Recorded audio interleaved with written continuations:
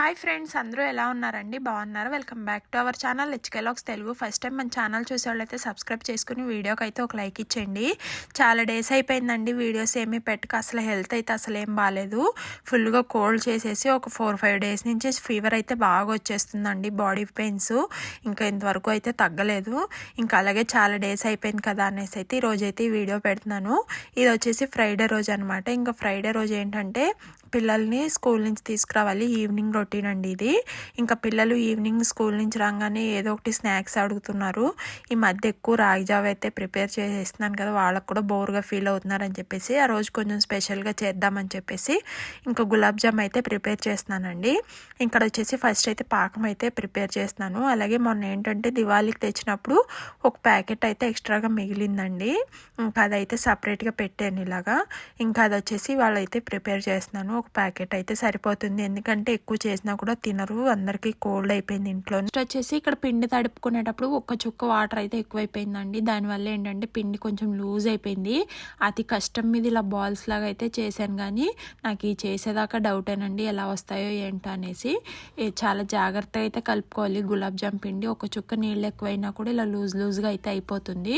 ఇంకా నేనైతే దాన్ని అలాగే రౌండ్గా చేసి ఇంకా అతి కష్టం మీద బాల్స్ లాగా అయితే చేశానండి.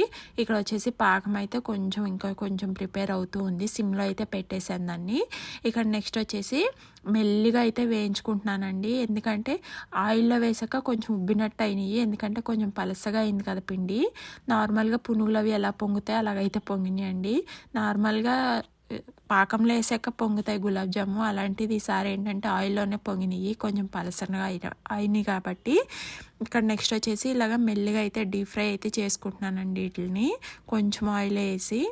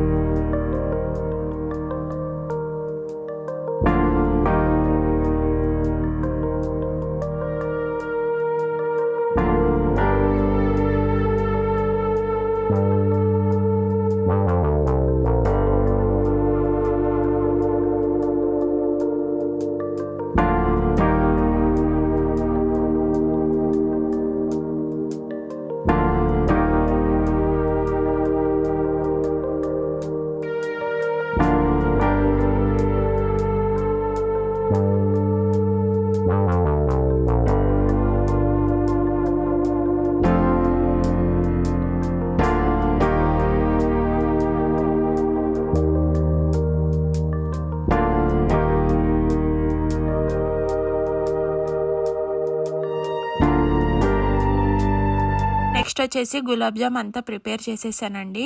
ఫైనల్గా బాగానే వచ్చినాయి బాల్స్ అయితే, ఏం బ్రేక్ అవ్వకుండా. ఇంకా దాన్ని అయితే పాకంలో అయితే వేసేసాను.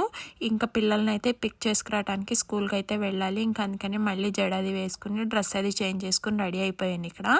ఇంకా పిల్లల్ని అయితే తీసుకురావడానికి అయితే స్కూల్కి అయితే వచ్చేసానండి. ఇంకా వీళ్ళని అయితే తీసుకువెళ్ళాలి.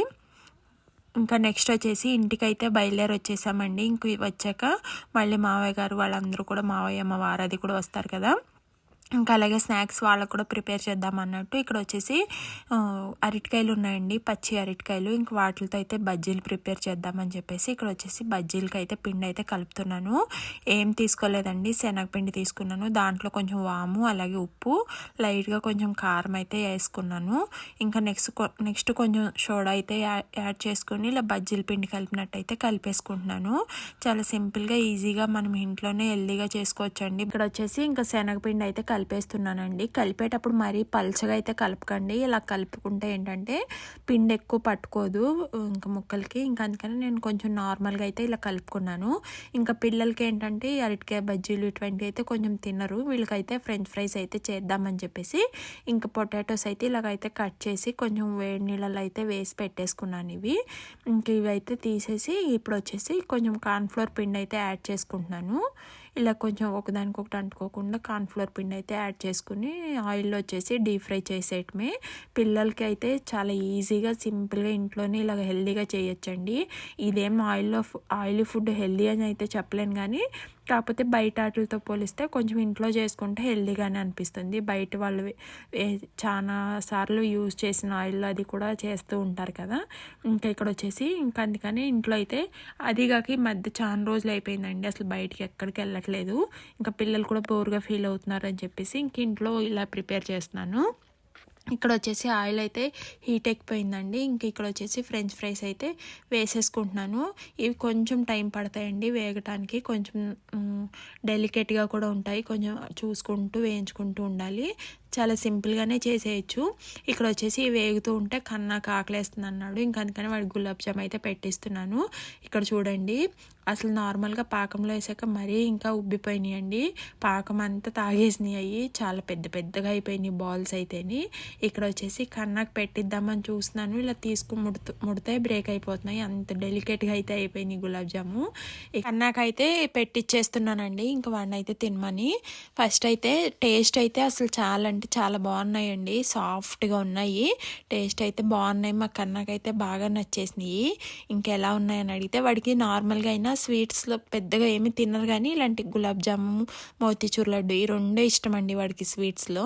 ఇంకా ఈ రెండే కొంచెం తింటూ ఉంటాడు, ఎక్కువ అంటే గులాబ్ జామే తింటాడు. ఇక్కడైతే బాగున్నాయని అయితే అని చెప్తున్నాడు తింటూనే. ఇక్కడ వచ్చేసి ఫ్రెంచ్ ఫ్రైస్ మధ్యలో కొంచెం కలుపుకుంటూ ఉండాలండి, మరీ ఎక్కువ గరిట పెట్టి తిప్పేస్తే ఇరిగిపోతాయి. కొంచెం మెల్లిగా ఇలా చూపిస్తున్నాను కదా, ఇలాగ అనుకుంటూ ఉంటాయి, ఫ్రై అయిపోతూ ఉంటాయి. చూసారా ఎంత చక్కగా ఉన్నాయో. మనం ఇంట్లో మన చేత్తో మనం చేస్తే అదొక సాటిస్ఫాక్షన్ కూడా ఉంటుందండి, పిల్లలకి పెడితే వాళ్ళు ఇష్టంగా తింటే. అందుకే నేనైతే నాకు ఒక్కొక్కసారి ఓపిక ఉండకపోయినా ఓపిక తెచ్చుకునైనా పిల్లలకి ఇంట్లోనే చేసి పెడతానికైతే ఇష్టపడతాను. ఇక్కడ వచ్చేసి వాడు ఆల్రెడీ తిన్నాడు ఒకటి, మళ్ళీ నాకు ఇంకా పెట్టమని అయితే వచ్చాడు. ఇక్కడ జోక్ చేస్తున్నాను నీ వాట అయిపోయింది వెళ్ళని. ఇక్కడ నెక్స్ట్ వచ్చేసి మళ్ళీ అయితే వాడికి పెట్టిచ్చేస్తున్నాను.